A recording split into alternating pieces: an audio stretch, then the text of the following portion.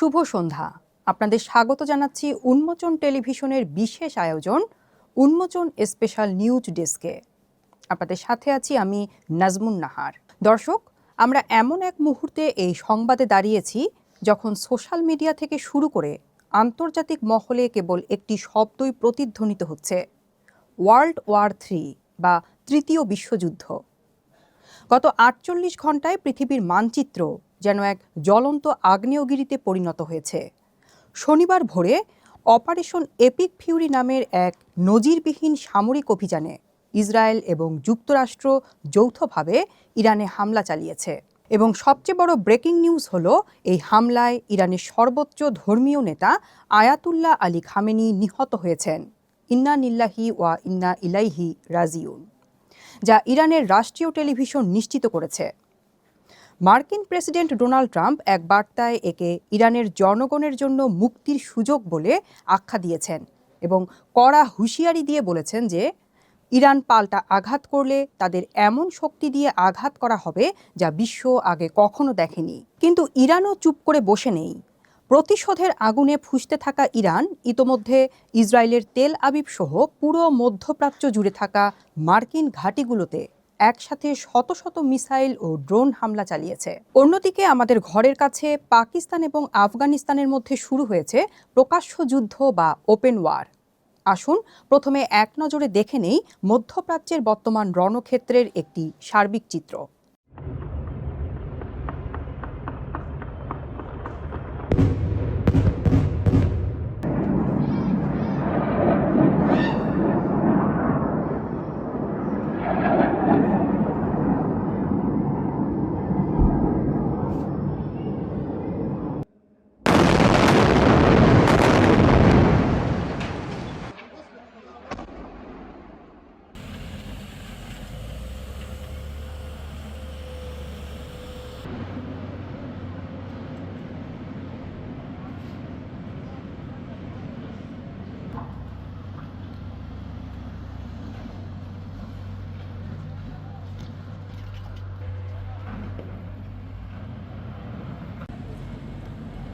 প্রতিবেদনটি আপনারা দেখলেন।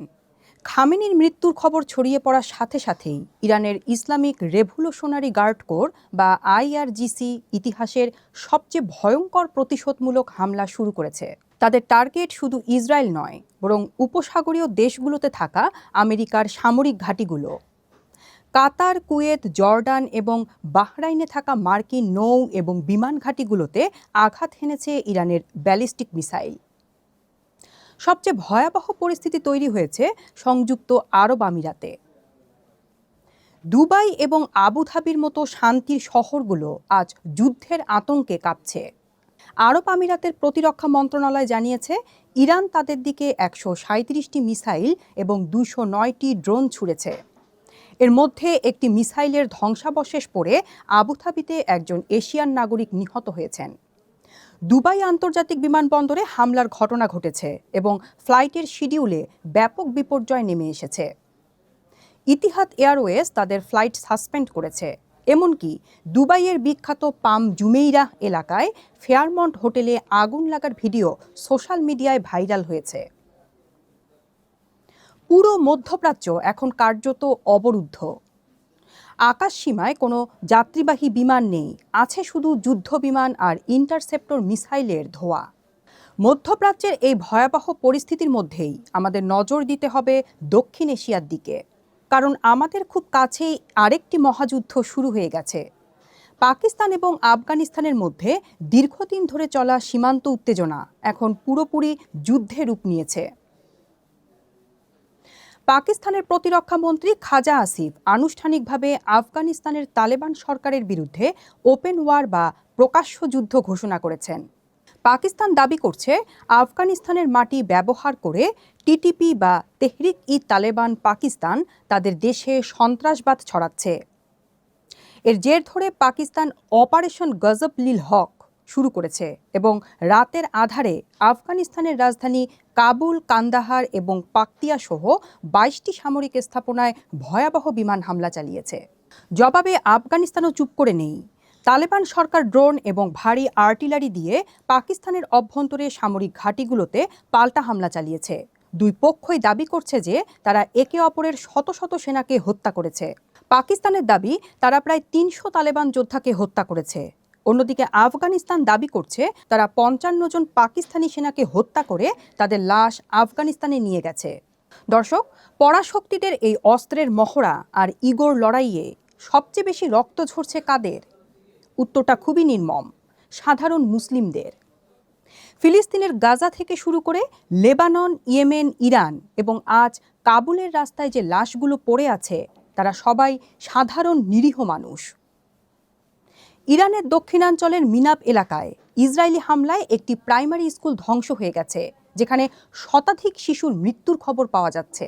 অন্যদিকে পাকিস্তান আফগানিস্তান সীমান্তে গোলাগুলির কারণে রমজান মাসে ঘরবাড়ি ছেড়ে পালাতে বাধ্য হচ্ছেন হাজার হাজার সাধারণ মানুষ। বিশ্বের ৫৭টি মুসলিম রাষ্ট্র চরম সংকটের মুখেও নীরব কেন? যখন আমেরিকা প্রকাশ্যেই ইসরায়েলকে সমর্থন দিয়ে ইরানের সরকার পতনের ছক কষছে, তখন মুসলিম বিশ্বের প্রভাবশালী দেশগুলো যেমন সৌদি আরব বা ওআইসি কেবল সংযম প্রদর্শনের বিবৃতি দিয়েই তাদের দায়িত্ব শেষ করছে। এই বিভক্তি এবং নীরবতাই আজ মুসলিম উম্মাকে পৃথিবীর মানচিত্রে সবচেয়ে অসহায় জাতিতে পরিণত করেছে। এই যুদ্ধের প্রভাব শুধু রণাঙ্গনেই সীমাবদ্ধ নেই, এটি সরাসরি আপনার আমার রান্নাঘর পর্যন্ত পৌঁছে যাচ্ছে। মধ্যপ্রাচ্যের এই সংঘাতের কারণে গ্লোবাল সাপ্লাই চেইন বা বৈশ্বিক সরবরাহ ব্যবস্থা মারাত্মক হুমকির মুখে পড়েছে। হরমুজ প্রণালী, যেখান দিয়ে বিশ্বের ২০% জ্বালানি তেল পরিবাহিত হয়, তা আজ যে কোনো মুহূর্তে বন্ধ হয়ে যাওয়ার ঝুঁকিতে রয়েছে। ইতোমধ্যেই সংযুক্ত আরব আমিরাতে পেট্রোল এবং ডিজেলের দাম এক লাফে অনেকটাই বেড়ে গেছে, যা বিশ্ববাজারের জন্য একটি অশনি সংকেত। পাশাপাশি আন্তর্জাতিক ফ্লাইটগুলোর রুট পরিবর্তনের কারণে পরিবহন খরচ বেড়ে যাচ্ছে বহুগুণ। যদি এই যুদ্ধ দীর্ঘস্থায়ী হয়, তবে তেল এবং গ্যাসের দাম আকাশ ছোঁয়া হবে। এর প্রভাব সরাসরি পড়বে বাংলাদেশের মতো উন্নয়নশীল দেশগুলোর ওপর। মুদ্রাস্ফীতি, দ্রব্যমূল্যের ঊর্ধ্বগতি এবং অর্থনৈতিক মন্দার এক নতুন ব্ল্যাক হোলে প্রবেশ করতে যাচ্ছে পুরো বিশ্ব। দর্শক, যখন চারদিকে শুধু ধ্বংসের খবর, তখন সোশ্যাল মিডিয়ায় তীব্রভাবে ভাইরাল হয়েছে বুলগেরিয়ার বিখ্যাত অন্ধ ভবিষ্যৎ বক্তা বাবা ভাঙার একটি পুরনো ভবিষ্যৎবাণী। তিনি বলে গিয়েছিলেন যে মধ্যপ্রাচ্যের সংঘাত এবং ইউরোপের উত্তেজনা থেকেই একটি বিশাল বৈশ্বিক যুদ্ধের সূচনা হবে, যা বিশ্বকে ধ্বংসের দ্বারপ্রান্তে নিয়ে যাবে। যদিও বিশেষজ্ঞরা একে গুজব বলে উড়িয়ে দিচ্ছেন, কিন্তু বর্তমান বাস্তবতা কি খুব একটা ভিন্ন? রাশিয়া ইউক্রেন যুদ্ধ, চীন তাইওয়ান উত্তেজনা, আর আজ মধ্যপ্রাচ্যের এই ভয়ঙ্কর পরিস্থিতি, সব মিলিয়ে বিশ্ব নেতাদের হাতে থাকা ১২,০০০ পারমাণবিক অস্ত্র এখন সবচেয়ে বড় আতঙ্কের নাম। জাতিসংঘের নিরাপত্তা পরিষদ জরুরি বৈঠকে বসেছে ঠিকই, কিন্তু ভেটোর রাজনীতিতে আটকে থাকা এই সংগঠনটি কি পারবে একটি পারমাণবিক যুদ্ধ ঠেকাতে? আমরা এই মেগা রিপোর্টের একদম শেষ প্রান্তে চলে এসেছি। ইতিহাস সাক্ষী, যুদ্ধ কখনো কোনো সমস্যার সমাধান হতে পারেনি। প্রথম ও দ্বিতীয় বিশ্বযুদ্ধ আমাদের শিখিয়েছে যে অহংকার আর ক্ষমতার দম্ভে শুধু সাধারণ মানুষের রক্তই ঝরে। আজ যদি তৃতীয় বিশ্বযুদ্ধ শুরু হয়, তবে বিজয়ী হিসাবে উদযাপন করার জন্য হয়তো এই পৃথিবীতে কেউ বেঁচে থাকবে না। সময় এসেছে অস্ত্র নামিয়ে রেখে আলোচনার টেবিলে বসার। ফিলিস্তিন থেকে শুরু করে কাবুল, যে শিশুদের রক্ত আজ মাটিতে মিশে যাচ্ছে, তাদের অভিশাপ থেকে এই বিশ্ব নেতারা কিছুতেই মুক্তি পাবে না। আমরা একটি যুদ্ধমুক্ত শান্তিময় পৃথিবীর প্রার্থনা করছি। উন্মোচন স্পেশাল নিউজ ডেস্কের আজকের এই দীর্ঘ আয়োজন থেকে আমি নাজমুন নাহার এখানেই বিদায় নিচ্ছি। আপনারা সবাই ভালো থাকবেন, নিরাপদে থাকবেন এবং প্রতিটি মুহূর্তের সত্য খবর জানতে উন্মোচন টেলিভিশনের সাথেই থাকবেন। আল্লাহ হাফেজ।